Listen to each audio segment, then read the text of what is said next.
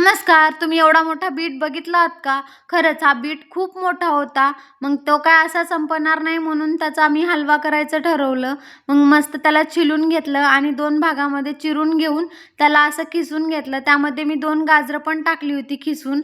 मग 2 चमचे तूप घेतलं आणि कढईमध्ये कीस टाकून मस्त त्याला वाफवून घेतलं होतं. 10 मिनिटं वाफवून झाल्यानंतर त्यामध्ये मी 1.5 कप दूध टाकून दिलं होतं.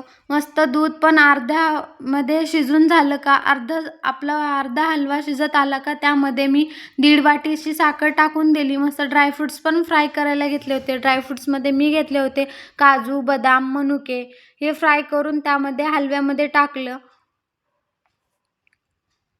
छान आपला असा हलवा रेडी झाला होता. मग देवासाठी नैवेद्य काढलं. देवांना पण नैवेद्य दाखवून दिला आणि मीही टेस्ट केला. खरंच खूप सुंदर झाला होता. त्यानंतर माझी राहिलेली कामं आवरून घेतली.